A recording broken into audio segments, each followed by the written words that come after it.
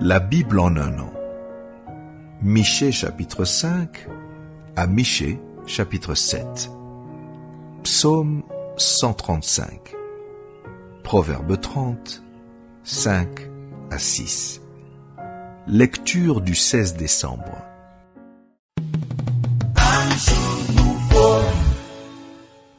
Apocalypse chapitre 7. Après cela, je vis 4 anges debout aux 4 coins de la terre. Ils retenaient les 4 vents de la terre afin qu'il ne soufflât point de vent sur la terre, ni sur la mer, ni sur aucun arbre. Et je vis un autre ange qui montait du côté du soleil levant et qui tenait le sceau du Dieu vivant. Il cria d'une voix forte aux 4 anges à qui il avait été donné de faire du mal à la terre et à la mer.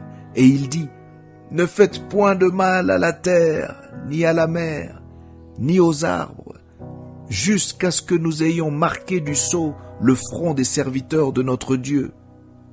Et j'entendis le nombre de ceux qui avaient été marqués du sceau, 144 000, de toutes les tribus des fils d'Israël. De la tribu de Juda, 12 000 marqués du sceau, de la tribu de Ruben, 12 000, de la tribu de Gad, 12 000, de la tribu d'Aser, 12 000, de la tribu de Nephtali, 12 000, de la tribu de Manassé, 12 000, de la tribu de Siméon, 12 000, de la tribu de Lévi, 12 000, de la tribu d'Issachar, 12 000, de la tribu de Zabulon, 12 000, de la tribu de Joseph, 12 000, de la tribu de Benjamin, 12 000 marqués du sceau.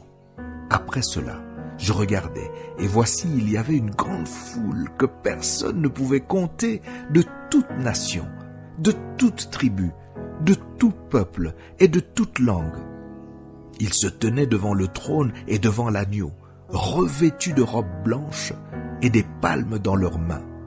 Et ils criaient d'une voix forte en disant: le salut est à notre Dieu qui est assis sur le trône et à l'agneau.